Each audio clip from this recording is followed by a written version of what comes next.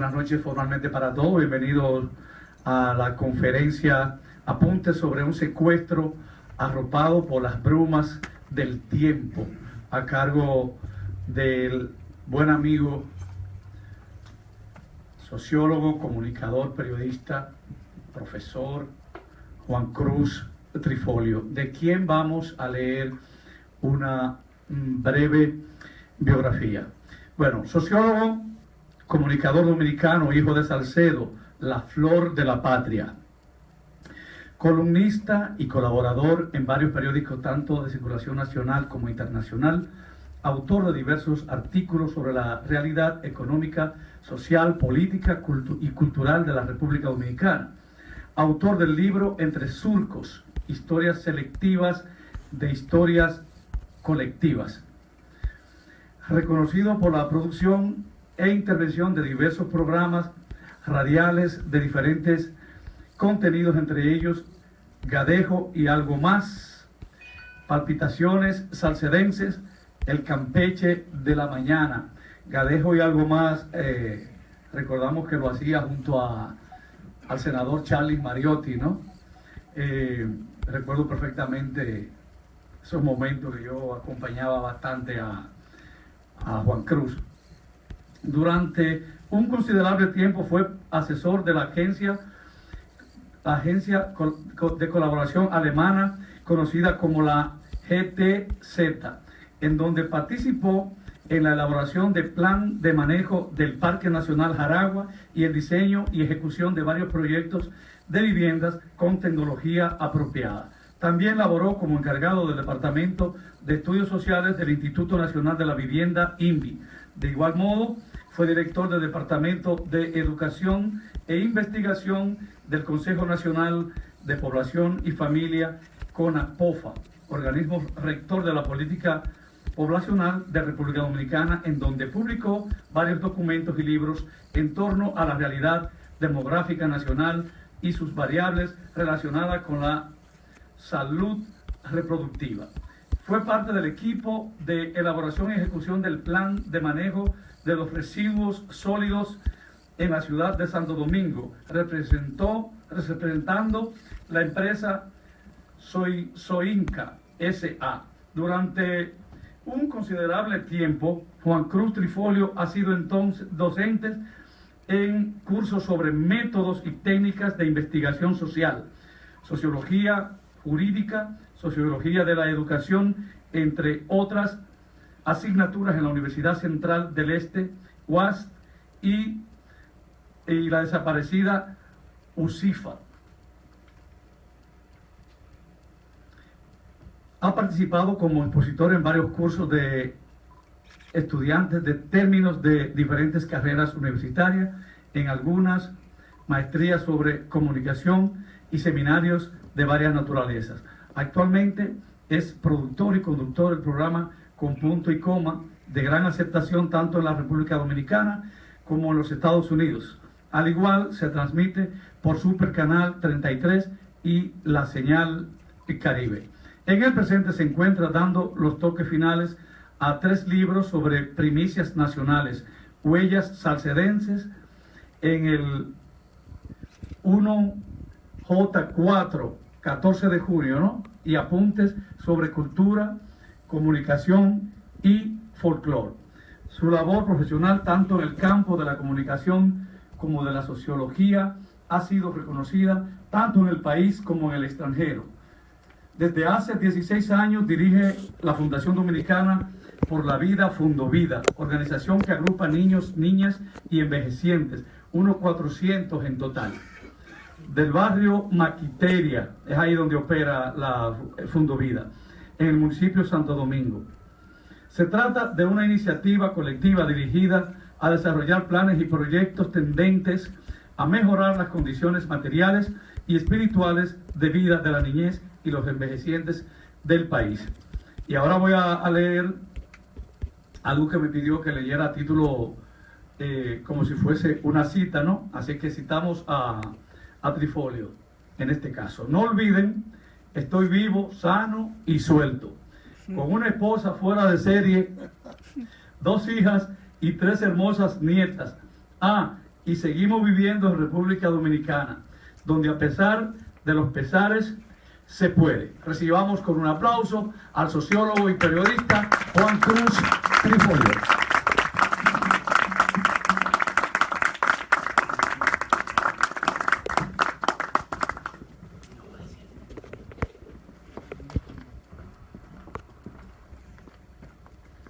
Bien, buenas noches a todos y todas y muy agradecido del esfuerzo, del sacrificio que yo sé que han hecho para hacer presencia, ¿verdad?, en este encuentro que yo espero que sirva más que como enseñanza, como un recordatorio de un hecho histórico trascendente en el sentido de que no solamente repercutió a nivel nacional, sino que también tuvo una gran repercusión y sigue teniéndola en un país con la característica de los Estados Unidos de Norteamérica.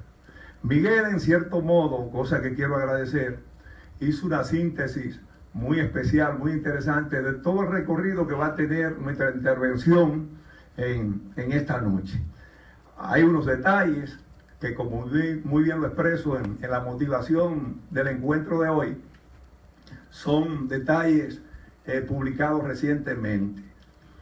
Hace algunos meses, y lo quiero dejar como constancia en este encuentro, el profesor, el doctor Leonel Fernández Reina, quien acostumbra cada martes a sugerir la lectura de una obra interesante en materia de economía, de política, de cultura, hacía referencia a un libro que me motivó mucho y que me obligó, en consecuencia, para seguir profundizando sobre el tema, consultarlo.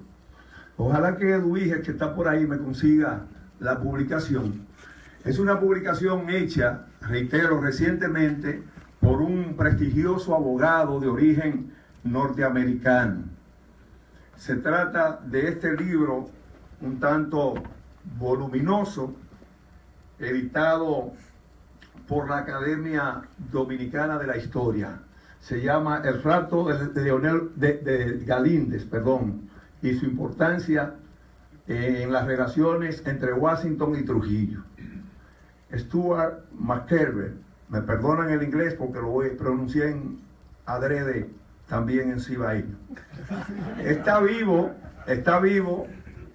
tengo entendido que en una de las ediciones de la Feria del Libro que patrocina el Ministerio de Cultura a través del comisionado, este señor presentó la edición en inglés acá. Es un libro sumamente valioso e interesante, que yo invito a todos ustedes a que lo consulten. Quiero también presentarle por aquí una edición, que es una de las primeras ediciones del libro de Galíndez Suárez, Jesús de Galíndez, La Era de Trujillo, un estudio casuístico de la dictadura hispanoamericana. Esta es la edición que se hizo en Argentina, pero la primera edición se corresponde a Chile, ¿no? Y lo vamos a ver más adelante. Yo quisiera que apelar a su generosidad por un asunto de edad. Ustedes saben que las neuronas se van cosificando, se van endureciendo, entonces yo le voy a pedir, le voy a implorar que por favor me permitan utilizar algunas imágenes para darle mayor dinamismo, mayor rapidez a este tema que indiscutiblemente tiene muchos, pero muchos detalles. Vamos a ver acá, bueno, el título parece poético, ¿verdad? Parece Apuntes sobre un secuestro arropado por las brumas del tiempo. Bueno, ciertamente es así. A pesar de que se han publicado, tal como lo refería Miguel al principio, un conjunto de obras de autores muy acuciosos, todavía este hecho histórico, este hecho que preocupó mucho a la República Dominicana en tiempos de la dictadura y que sigue preocupando y que preocupó mucho a los Estados Unidos, se mantiene en las brumas del tiempo. Mientras más se ha leído, mientras más se ha estudiado, todavía quedan informaciones inconclusas, a pesar de que el autor de esta obra, quien lleva más de 20 años dedicado al tema y quien refiere que tuvo el privilegio de utilizar los materiales que fueron descalificados en el Congreso de los Estados Unidos, en la biblioteca del Congreso de los Estados Unidos, a pesar de que él ofrece informaciones muy importantes. Vamos a comenzar, por favor. Primero vamos a contextualizar quién fue Jesús de Galíndez. Un vasco, ¿verdad? Nació el 12 de octubre de 1915. Vamos a seguir, por favor. Desde los 17 años estuvo vinculado al Partido Nacionalista Vasco, el PNV, y siendo muy joven, se graduó de licenciado en Derecho en la Universidad Central de Madrid, en la Complutense, y para entonces ya era autor de varios libros sobre política, derecho y psicología. En el año 1939, cuando los republicanos fueron derrotados en la guerra civil, como lo mencionaba Miguel, en la guerra civil española, Galíndez obtuvo el exilio en Francia. Y en noviembre de ese año, ¿verdad?, se trasladó a la República Dominicana con la ayuda de la delegación diplomática de su país. Verán ustedes que no fue un cualquiera. Era un hombre que llegó a República Dominicana realmente con una formación y un ejercicio intelectual bastante sólido. Seguimos, por favor. Fue catedrático de la Universidad Autónoma de Santo Domingo y asesor legal del Departamento de Trabajo, de lo que hoy es el Ministerio de Trabajo. Profesor en la Escuela de Diplomacia, donde impartió clases a Ramfis Trujillo, hijo mimado del dictador Rafael Leonidas Trujillo Molina. Es bueno señalar que su trabajo en el Departamento, perdone la redundancia, de Trabajo,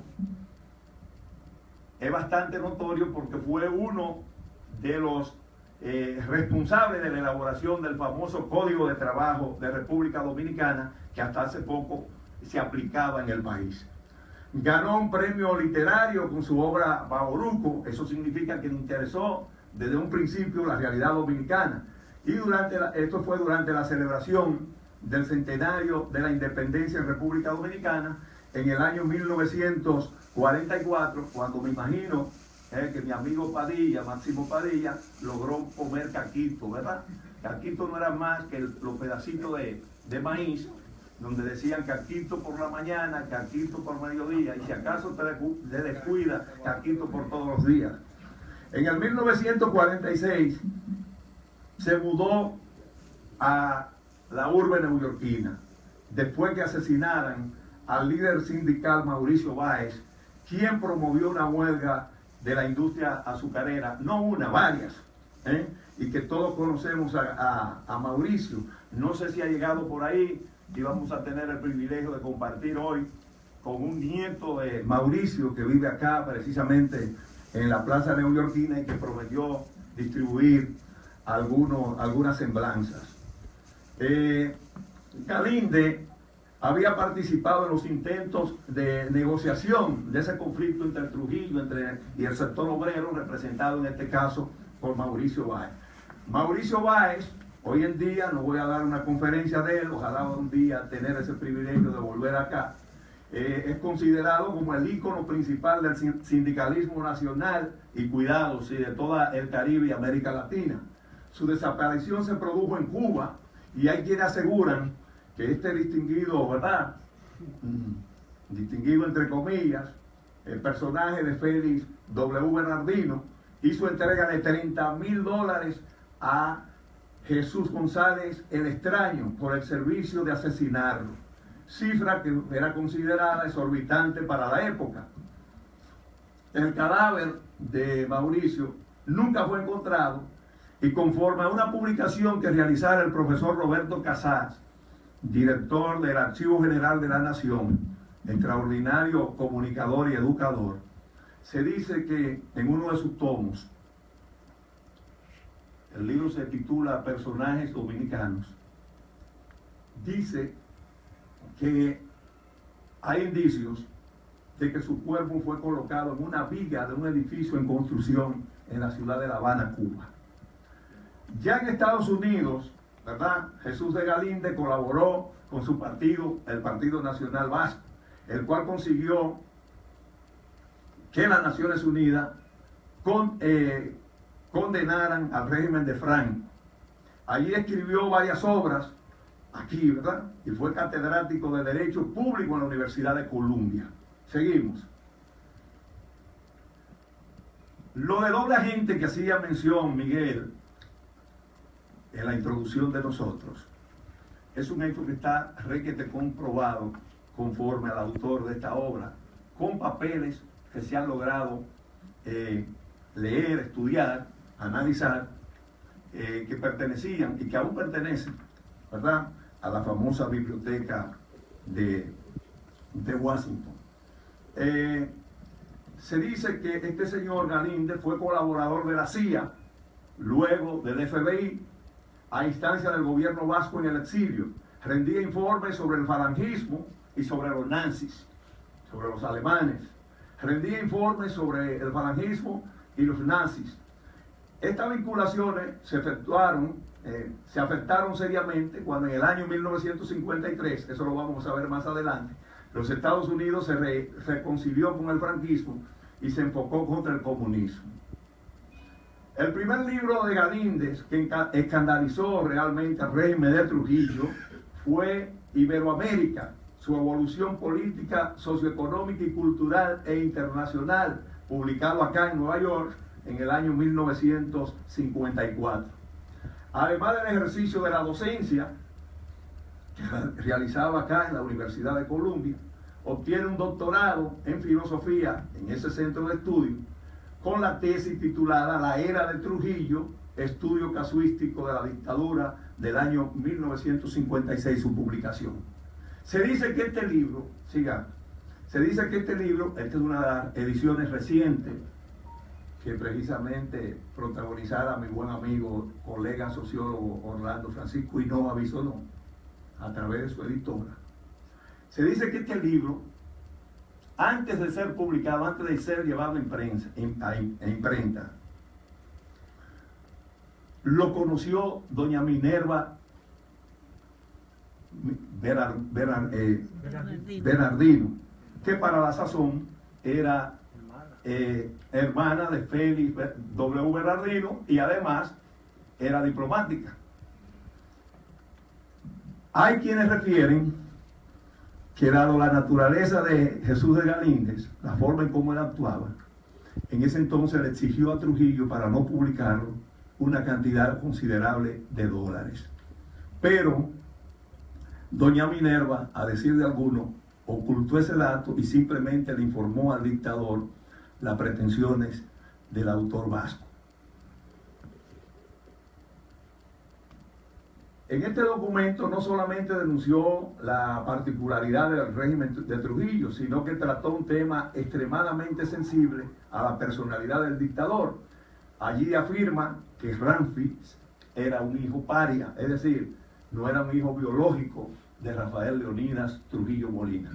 Se ha dicho que esta fue la razón fundamental de su desaparición, de su secuestro. Yo creo que quedarse ahí sería ser muy simplista, dada la repercusión que tenía el hecho histórico y dada la naturaleza del personaje que envolvía también el hecho. Pero más adelante veremos algunas cosas que lucen interesantes. Trujillo, con cierto apoyo de los servicios secretos norteamericanos, ordenó el secuestro de Galíndez y su posterior traslado a Santo Domingo el lunes, grábense esa fecha, 12 de marzo de 1956. Conversando con una persona recientemente muy acuciosa, muy dada a la historia dominicana, me decía que a partir de que Ramfis conoció este dato, comenzó a hacerse más soberbio, más violento frente a su padre, que inclusive lo emplazó en una ocasión y le dijo que la única manera en que podía llegar a una posición armoniosa con él era si conseguía que el autor de la obra, y estando él presente, le explicara la situación esta de que era un hijo paria. Eso preocupó mucho a Trujillo, en verdad. Se dice también que hay la versión de que Ramfis a partir de ahí se convirtió en un hombre muy depresivo y sobre todo muy entregado a las bebidas y a la francachela. Seguimos. Lunes 12 de marzo del 56. Según el autor de la obra que ya le mencioné, El rapto de Galíndez, ¿verdad? Según Stuart Merkel, un abogado norteamericano que lleva más de 25 años, corrijo, de investigación sobre el caso. Al año 2008 llevaba 25 años. Trujillo gastó más de $1 millón en esta conspiración, la cual dirigió un personaje muy famoso, es agente de la FBI y también miembro de la CIA, denominado Joseph Frank, que a veces cambiaba el nombre y ya verán ustedes por qué, con qué denominación también se presentaba en ocasiones. Bueno, al margen de quienes participaran o no, lo cierto es que hay documentos bibliográficos que dan como conclusión que entre las figuras principales que participaron en el secuestro están estas que están apareciendo precisamente en pantalla. Se dice que por lo menos 35 personas intervinieron en el secuestro de manera directa e indirecta. Arturo Espaillá, alias Navajita, una figura de triste recordación, con una gran formación militar, veremos más adelante, formado militarmente en una de las academias más importantes de los Estados Unidos. Hasta el momento ningún militar había logrado ese reconocimiento. Emilio Ludovino Fernández, el famoso Ludovino que menciona don Álvaro en su programa, padre de esa gloria de la Revolución de Abril, el ideólogo de la Revolución de Abril, el coronel Rafael Fernández Domínguez. Participó, en cierto modo, el reverendo, el padre Oscar Robles Toledano, un gran columnista, quien había sido sustituido, si mal no recuerdo, ojalá que Padilla, que sabe mucho de esto, me corrija, era el que había sustituido doña Minerva, ¿no? También Félix W. Bernardino, otro personaje que muy conocido por aquellos de los famosos, entre otras cosas, ¿verdad?, de los jinetes del Este, para vanagloriar al dictador. Y participó como piloto Gerald Murphy, norteamericano, que vamos a ver más adelante su personalidad. Seguimos. Otros nombres que repercuten en el secuestro de Galíndez son Ana Gloria Viera, una baraonera amante de Galíndez, que se le ordenó enamorarlo para no seguir con su tesis, algo que no logró, y Jesús Martínez Jara, alias Félix Hernández Márquez, mejor conocido como el Cojo. Seguimos. Olvidaba decir que el personaje de Félix W. Bernardino también fue sonoro en el caso de Mauricio Báez, quien fue apresado mientras compartía en lo que se llama un paladar en la ciudad de La Habana. Quienes quieran profundizar un poco en la vida de Mauricio, que se busquen en una biblioteca de esta especializada, la famosa revista Bohemia, donde hay informaciones muy interesantes. Otros señalados son John Frank, individuo clave en la conspiración para raptar a Galíndez, es agente del FBI y de la CIA, y Stanley Ross, que fue el dueño y director, Ramón Mercedes, del Diario de New York, para el cual Galíndez escribía una columna.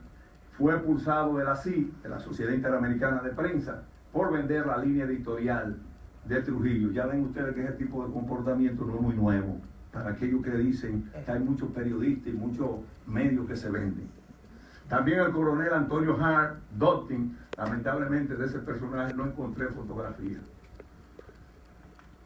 Vale recordar de que para entonces Trujillo tenía unas excelentes relaciones con los radicales anticomunistas de los Estados Unidos, específicamente con Richard Nixon, quien llegó a ser vicepresidente, ¿verdad?, de los Estados Unidos, y quien visitó al país en una ocasión siendo vicepresidente. Y durante sus 10 años en el Senado, este personaje que tenemos a la derecha, ¿verdad?, que responde al nombre de Joseph McCarthy, quien se encargaba, una de sus especialidades era denunciar lo que él presumía eran infiltrados comunistas o soviéticos o seguidores de la línea soviética en el Estado, en la política norteamericana. Se hizo muy famoso por sus investigaciones, ¿verdad?, sobre ese tipo de personas. Todo el que fuera sospechoso como agente soviético o simpatizante del comunismo, su especialidad fue denunciarlos. Continuamos. Ese fue un gran colaborador en el secuestro, en cierto modo. Ahí tienen ustedes dos personajes que ya mencionamos. El personaje de Gerald Murphy, ¿verdad?, piloto norteamericano, quien trasladó a Galindi, el copiloto, en un tramo del secuestro, según especifica esta obra, lo fue Octavio de la Maza, que es bueno especificar acá que Octavio fue o es hermano, ¿verdad?, de uno de los conjurados del 30 de mayo. Seguimos. No obstante, el caso de Galinde tiene repercusión a nivel de República Dominicana, vuelvo y lo digo, tuvo una gran repercusión acá en Estados Unidos. En el plano interno se asegura que Antonio de la Maza, hermano de Octavio, fue quien dio el tiro de gracia a Trujillo durante su ajusticiamiento el 30 de mayo de 1961 y que su participación en el ajusticiamiento respondió en gran medida a lo sucedido con su familiar. Eso es lo que se expresa y hay una serie de documentos que así sirven de testimonio, ¿no? Miren, vamos a ver ahora la secuencia, ¿verdad?, que ha tenido el desvelamiento, ¿verdad?, del secuestro de Jesús de Galinde, varias versiones que han surgido. Por ejemplo, el caso de este distinguido historiador dominicano, Frank Moya Pons, en un trabajo que se publicó el 12 de julio del año 2008. Dice que, titulado Buscando a Galíndez, dice que la secuencia que se le dio, la forma que se trató, que se abordó, y el interés que tenía Trujillo en ocultar lo que había patrocinado, en cierto modo también sirvió de pista para que se conociera la verdad hasta donde es posible. Vamos a ver cómo.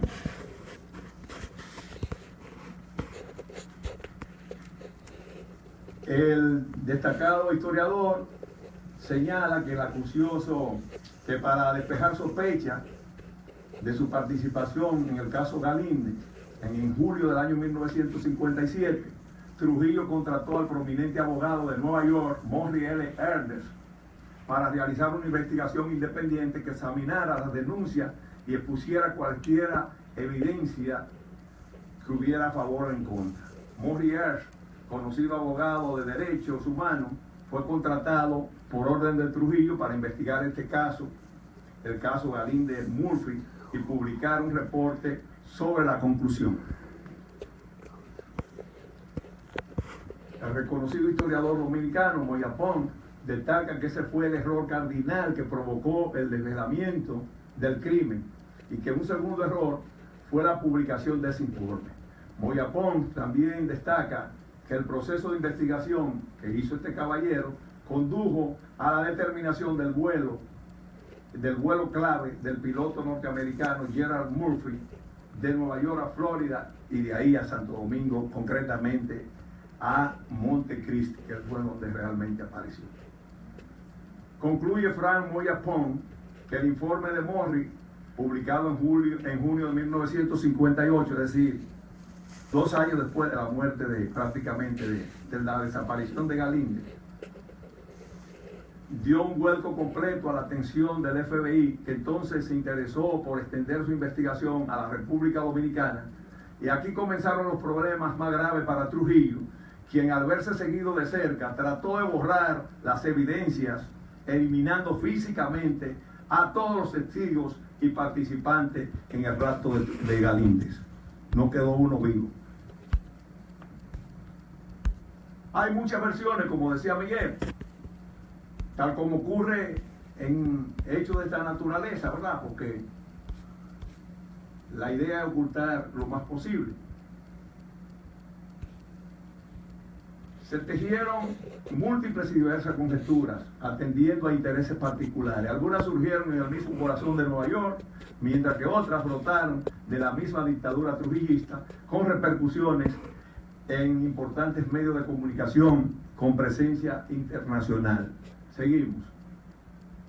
Por ejemplo, hay la versión de Nicolás Silva, que vivía en ese tiempo acá, en Nueva York. Y él decía que la noche en que desapareció Galíndez, este fue llevado a la fuerza a un carguero dominicano llamado Fundación y lo habría arrojado con vida dentro de la caldera del barco. El Fundación atracó en Nueva York el 13 de marzo para una estadía de 3 o 4 meses. Silva dijo que lo había visitado un marinero dominicano y que le hizo esa narración. Pero ya veremos ahora qué sucedió con esa versión. Nicolás Silva dijo que lo había visitado un marino dominicano que le dijo que habían arrojado a Galíndez en la caldera e incinerado su cuerpo, que su ceniza y otros restos lo llevaron fuera y lo arrojaron por la borda en las aguas del puerto de Nueva York, en el Hudson, ¿verdad? Como respuesta publicada en el New York Times, Arturo Espallana, bajista, habló por el gobierno dominicano, destrozó la narración diciendo que eso era un trampolín hacia la publicidad que tenía Nicolás Silva por parte de este payaso, quien considera un payaso, y sus falsas amenazas de muerte y sus salvajes cuentos que no tienen confirmación. Eso decía un personero trujillista. Otra maniobra para entretener hasta que regresara la Fundación, porque iba a regresar 3 meses después, fue la publicada por El Caribe el 2 de junio de 1956 a través de una serie de artículos escritos por Sisto Espinosa Orozco, venezolano, tengo entendido, que sirvieron de inyección de energía a Rafael Leonidas Trujillo Molina. Seguimos. Según Espinosa Orozco, el profesor Jesús de Galíndez era un vasco separatista que odiaba a todos los españoles nacidos en otras regiones. Un bandido desgraciado cuya única personalidad era de atribuirse sus delitos. Espinosa escribió que no deseaba ser un elefante de un gusano y que también dijo que lo consideró como un buscador inescrupuloso de ambiciones en la escuela del delito y de la traición. Otra historia que circulaba era que Galíndez no era más que un chantajista, que había aceptado dejar de escribir su libro contra Trujillo, ahí viene lo que decía hace un ratito, a cambio de $50,000. Se alegaba que se había guardado el dinero, pero que no había dejado de escribir la tesis. Otra versión que también circuló sobre este hecho histórico fue publicada en el periódico cubano español El Tiempo. Años después, en agosto de 1966, la expuso Esteban Ventura Novo, antiguo teniente coronel de la Policía Nacional Cubana. Ventura aseguraba que Trujillo abandonó su plan de llevar al profesor en avión en la República Dominicana para en cambio enviarlo por barco en una fragata dominicana. Supuestamente el tiempo a bordo se iba a utilizar para su interrogatorio y tortura, en ese tiempo si era necesario, a fin de hacerlo hablar de ponerlo en manos del generalísimo. De acuerdo al Tiempo, al periódico, el plan salió mal, porque salió muy mal el interrogado, y frustrado por la falta de colaboración de Galíndez, lo mató por accidente al darle un golpe en la cabeza con un gran trozo de madera. Es una versión que dice que Galíndez fue asesinado mediante un golpe con una tabla, ¿no? Con un trozo de madera. Ventura Novo afirmaba que estaba con Trujillo cuando le explicaron lo ocurrido al borde de la famosa fragata esa en referencia. Otra historieta creada por Ventura Novo, consistió en afirmar que se había empleado a María Teresa Alonso como carnada para hacer salir a Galíndez de su casa la noche en que desapareció. La falsedad del relato quedó expuesta cuando Ventura Novo afirmó que Galíndez y María Teresa se reunieron a las 6 de la tarde de ese día y a esa hora el profesor estaba realmente en su apartamento preparándose para regresar a la Universidad de Columbia a dar su clase nocturna en español, que era que realmente hacía. Trujillo directamente, él como dictador, como gobernante, hizo su contraataque a través de National River el 10 de agosto de 1956 y dijo de Galíndez lo siguiente: dijo que Galíndez había extraído dinero vasco unido a fuerza con los comunistas y sus simpatizantes con el plan de derrocar a gobernantes occidentales. Citaba en algunos artículos de la revista Cosmopolitan, donde Galíndez, esto fue en el año 45, castigaba a los Estados Unidos mientras rendía tributo a la República Dominicana, donde vivía en ese momento. O sea que él, cuando quería atacar a Trujillo, era como cuando entendía que era valioso enfrentar a los Estados Unidos. Era ambivalente. Trujillo decía por vía de su servicio de información: dejen de señalarme con el dedo, busquen en otras partes, busquen en Europa, no en la República Dominicana, a mí no me miden con este caso. En su artículo de National River ofreció varias hipótesis alternativas sobre la desaparición. Una primera hipótesis era que cuando Galíndez descubrió que no iba a sacarse la lotería con la publicación de la tesis en referencia la era de Trujillo, ¿verdad?, se fugó con $500,000, el dinero, descubrió que no iba se fugó con $500,000, el dinero perteneciente al gobierno vasco en el exilio, a fin de establecerse en un escondrijo cuidadosamente preparado. Seguimos. Y la segunda hipótesis de Trujillo es que consistía en afirmar que Galíndez era un agente comunista cuya desgracia fue que de repente se volvió más útil muerto que vivo para el aparato comunista. De igual modo, acusaba a Galíndez de ser miembro de la Liga de Hombres Asustados. Su discurso en nada convenció, el discurso de Trujillo. Vamos a ver los personajes que directamente participaron en el secuestro. Ahí tienen ustedes a Gerald Murphy, un joven piloto nacido en Oregon, donde estudió ingeniería aeronáutica en la Universidad Estatal y en la Universidad de Washington, aunque nunca completó los requisitos académicos para obtener ese título. Quería pilotear aviones, no sentarse tras un escritorio para ayudar a diseñarlo, porque originalmente lo que era un dibujante. De acuerdo a un informe del Departamento de Estado de los Estados Unidos de Norteamérica, un alcalde o un asistente de alcalde de la ciudad de Nueva York hizo los arreglos para la presentación de Murphy a Arturo Espaillá Navajita, quien lo invitó a visitar la República Dominicana, lo que aceptó con mucho gusto. Al llegar a la ciudad Trujillo, Murphy se encontró con Espaillá y con Rafael Leonidas Trujillo Molina en el Palacio Nacional. Este le pidió que ideara un sistema para recargar el tanque de un pequeño avión de 2 motores. Requería de la instalación de un tanque en la nariz para poner combustible extra a fin de maximizar el alcance de vuelo del avión, que era un avioncito de 2 motores realmente. A su regreso de Miami, una vez terminó su visita a República Dominicana, le presentaron a John Frank. Quiero decir que toda esta referencia la he tomado del libro que ya le presenté hace un ratito. Le presentaron a John Frank, quien dijo ser del FBI y no un abogado que representaba los intereses comerciales de Trujillo. Allí fue cuando Murphy le contaron la historia falsa de que lo habían contratado, miren para qué, para llevar un enfermo de cáncer, inválido y millonario a la República Dominicana a visitar familiares por última vez antes de morir. Nunca le mencionaron el nombre de Galíndez.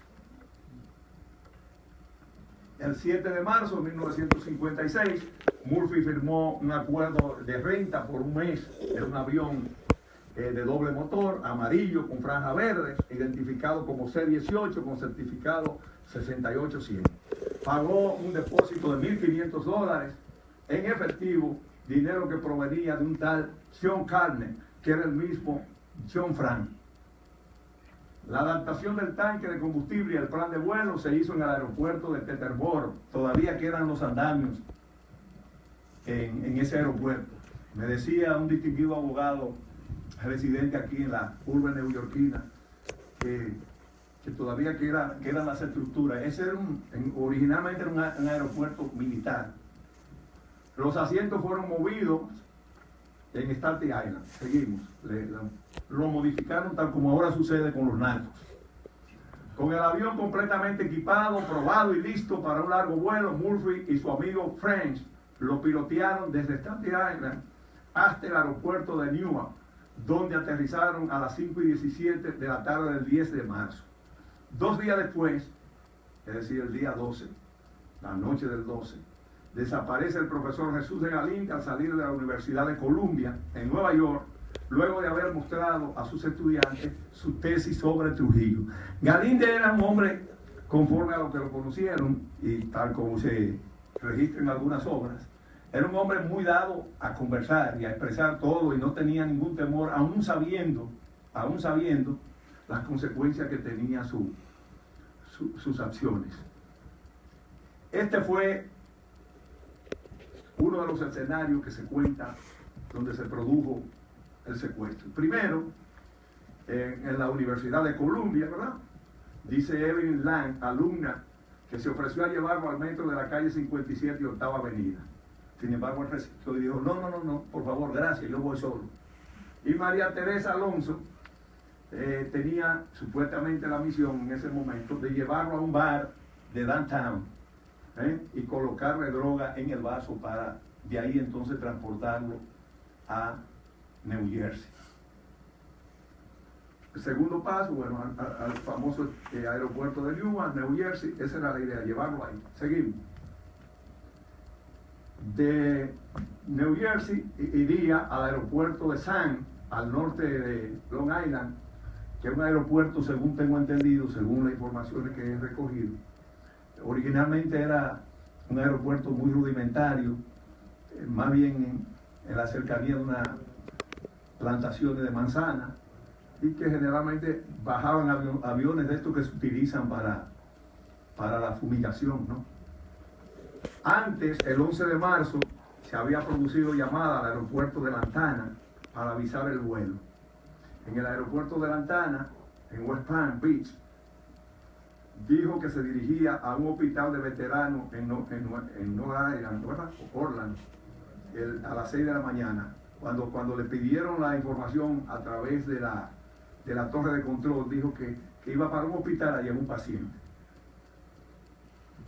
De Lantana pasa a Montecristi, la figura de Galíndez, que iba acostado en una camilla, como vimos en la fotografía, y lo que vendía era la imagen de un hombre ya muy envejeciente,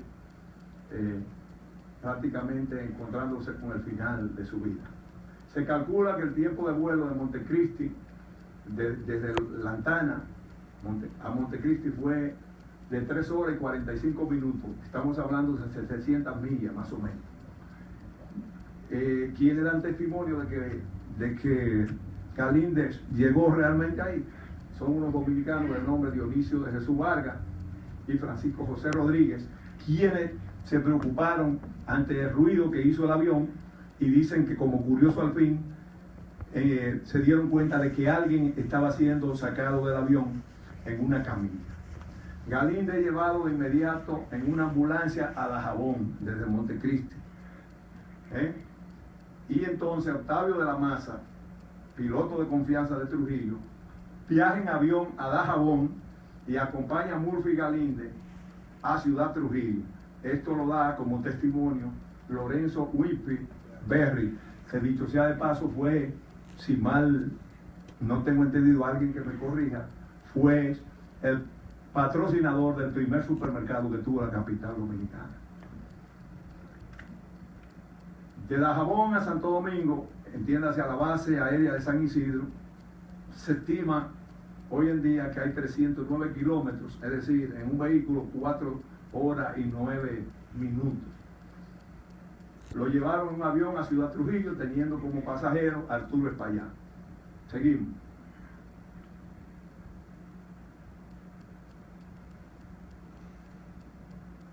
Una versión que hay es que parece muy como un cuento de hadas, pero que está dentro del marco de lo posible, es que a Galíndez lo lleva Arturo Espaillá y Murphy lo depositan en frente del escritorio del dictador Rafael Leonidas Trujillo Molina, y que todavía estaba durmiendo, y que cuando despierta se sorprende que ve al generalísimo, y al generalísimo con una sonrisa sarcástica, ¿no?, le dice: bueno, bienvenido a la República Dominicana, lo único que debe hacer es, ¿tú estás de acuerdo con lo que dijiste? Te tendrá que comer la obra página por página. No sabemos si realmente se comió las páginas. Lo que sí sabemos es que de ahí no volvió a saberse más sobre la figura de Jesús de Galíndez. Miren, desde que transportó a Galíndez, Murphy, este personaje norteamericano, fue nombrado como copiloto de la Compañía Dominicana de Aviación, propiedad de Trujillo y una parte de capital norteamericano. Estaba prohibido que los pilotos dominicanos pilotearan aviones de la Compañía Dominicana de Aviación. A él lo nombraron inmediatamente. Una oferta de empleo que la presentó el general de brigada Arturo Espaillá Navajita. Murphy tenía un temperamento y tenía una forma de vida bastante ligada a la bohemia, era un parranchín, le gustaba hablar mucho y alardeaba mucho ante los otros pilotos, sobre todo dominicanos, que él ganaba más que ellos y que recibía alrededor de $700 al mes. Pero además decía: yo soy un gran amigo del generalísimo, y yo para llegar al palacio no tengo que buscar cita, yo voy y entro inmediatamente, el presidente me recibe. Seguimos. Gustaba de hablar mucho de las bohemias, refiriéndose en público al secuestro de Galíndez, y se le consideraba como un chico sabelotodo que creía que podía hacer dinero robando documentos a Trujillo y vendiéndolo luego a alguna revista. Jugó como con fuego y así se quemó.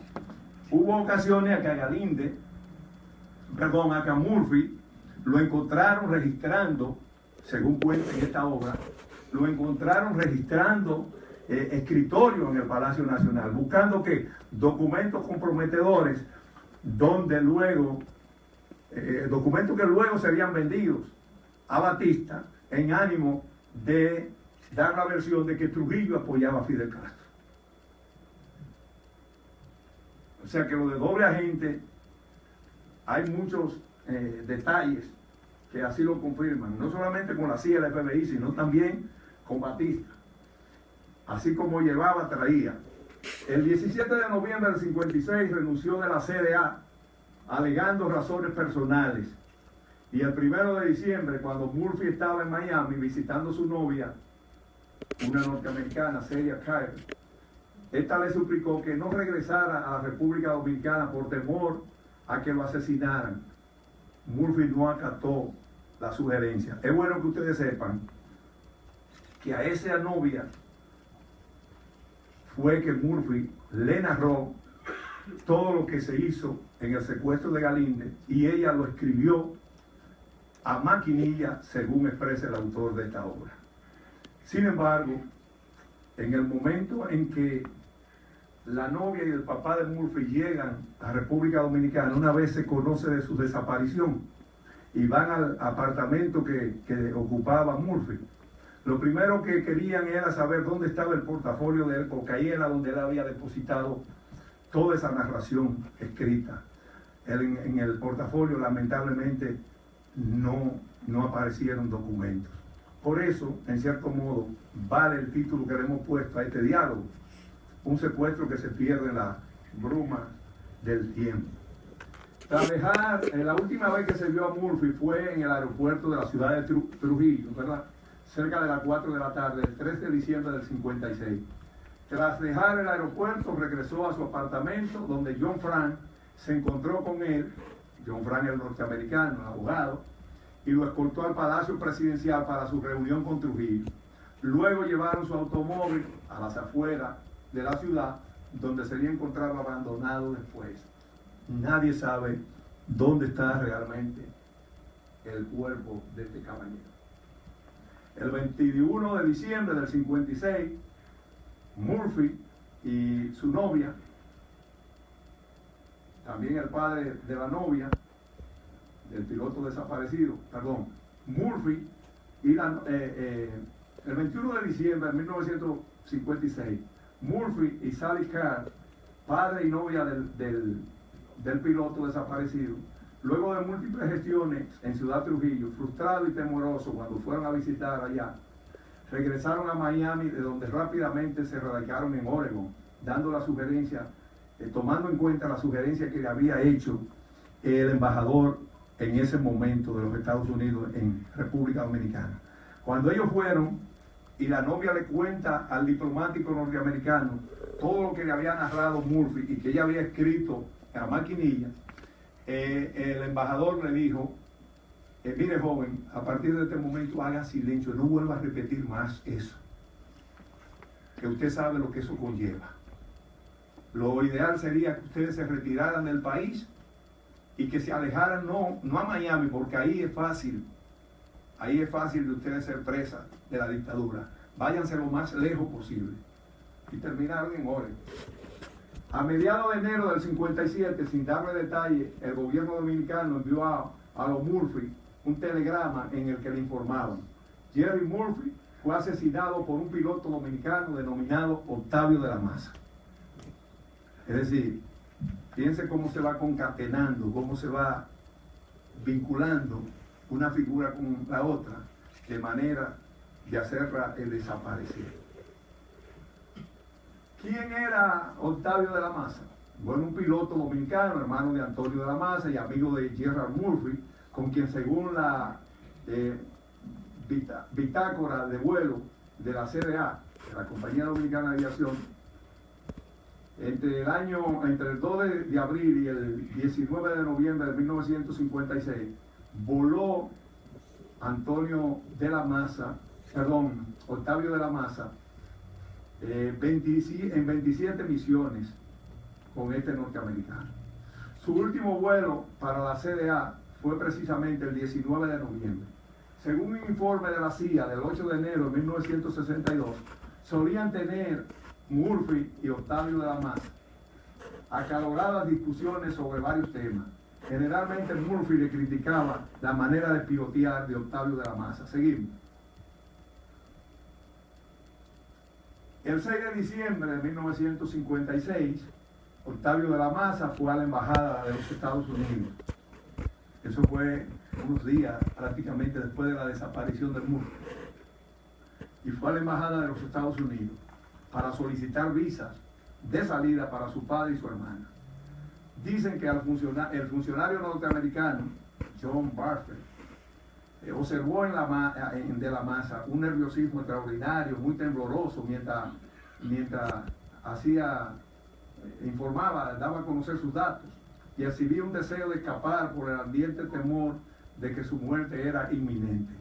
Ya el embajador norteamericano, conforme a lo que le había informado la novia de Murphy y su padre, sabía que este era un personero al servicio de Trujillo en la desaparición de Galín. Para entonces, cuando va Octavio de la Maza a la embajada, del vuelo de Galín de a bordo solo quedaban con vida Octavio de la Maza y Arturo Espaillá Navajita. El piloto de la CDA, Gerald Murphy, no aparecía por ninguna parte. Ahí están los dos personajes que quedaban vivos. Adelante. El embajador de los Estados Unidos, conociendo de la relación de la Maza con Murphy, solicitó a las autoridades dominicanas que interrogaran al primero sobre la desaparición del piloto norteamericano, y tomando en cuenta de que tenía ya varias informaciones. Todo lo anterior fue canalizado a través del tristemente célebre Joaquín Balaguer, quien recibió el informe en Palacio y lo entregó al dictador. Creó el escenario para que Trujillo, ¿verdad? No solamente Balaguer lo creó, sino también el mismo diplomático norteamericano, creó el escenario para que Trujillo desarrollara su trama y dar muerte a Octavio de la Maza mediante un método de frecuente aplicación, como la desaparición. Vamos, seguimos. La misma noche del día en que llegó la petición del embajador de los Estados Unidos al Palacio, el 17 de diciembre del 56, la policía secreta de Trujillo al famoso SIN, Servicio de Brutalidad Militar, se llevó a Octavio de la Maza de su residencia y no volvió a su casa con vida. Se dice que unos días después se lo lanzan a su esposa al frente de la vivienda. Y el caso también, se hablan de que una de las versiones que dan de Octavio fue que se ahorcó, ¿verdad?, en prisión.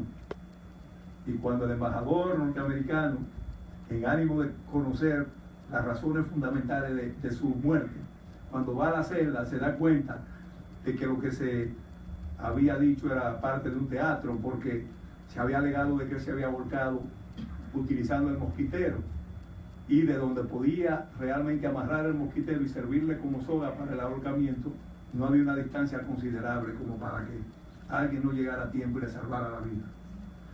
Sobre Arturo Espaillá, mejor conocido como Navajita, llegó a general, ¿verdad?, de brigada, jefe de los servicios secretos y de inteligencia de Trujillo, y era un militar muy bien preparado. Todos conocemos, por lo menos lo que pasan ahí de 40 o 50 años, que este señor fue una figura estelar en la denominada 40, ¿verdad? Que en un principio la 40 lo que era un residencial, era una vivienda lujosa con el nombre de Jacqueline.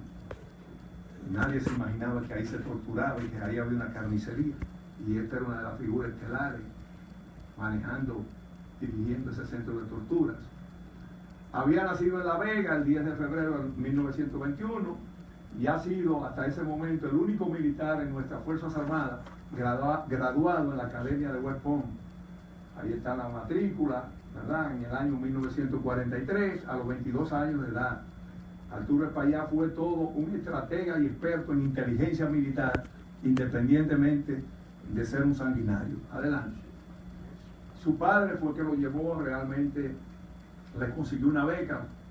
El nombre de su padre, Rafael Espaillá de la Mota, ¿verdad?, una prominente figura de La Vega, vegano, que también fue diplomático.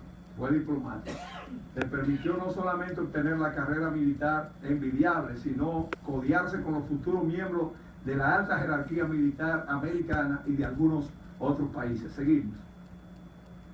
Arturo ingresa al ejército dominicano y se gana el mote de Navajita o Gilet por su disciplina militar académica y por ser extremadamente estricto, pero además abusador. Todos le temían y posiblemente le envidiaban. Era de los hombres duros de Rafael Leonidas Trujillo Molina, de tez blanco, de unos 6 pies de altura. Siempre lo traía el pelo, ¿verdad?, cortado al estilo militar, de poco hablar, daba la impresión de que sopesar cada palabra antes de decirla era una norma de vida en él. Después de leerse la crónica del papel que jugó Espaillá con Pupo Román, dicho sea de paso, Arturo Espaillá fue uno de los primeros en llegar al lugar del ajusticiamiento de Trujillo. No del crimen ni de la muerte de Trujillo, porque aquí se habla de asesinato, de crimen y de muerte. Se debe hablar de ajusticiamiento, porque fue un acto de justicia. Y entonces fue uno de los primeros, la noche en que ametrallaron a Trujillo, y que parece que fue responsable de que Pupo Román no actuara como era el plan, porque Pupo no le creía mucho tampoco.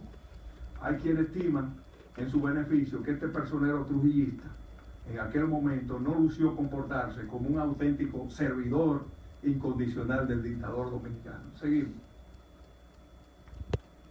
Fue sacado Arturo Espaillá, Navajita, del país por Joaquín Balaguer, para que no le hiciera sombra por su preparación y ascendencia en las Fuerzas Armadas, teniendo que refugiarse en Canadá, ya que no podía pisar los Estados Unidos, debido a que a él se le acusaba y se le sigue acusando de preparar y lograr el secuestro del español vasco Jesús de Galíndez Suárez en New York,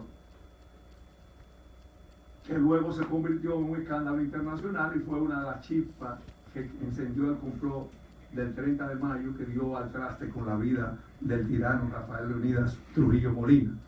Fíjense que ahí hay un elemento causal también del ajusticiamiento, porque a veces somos muy románticos y a veces decimos que la mecha detonante del ajusticiamiento fue pura y sencillamente la muerte de las heroínas.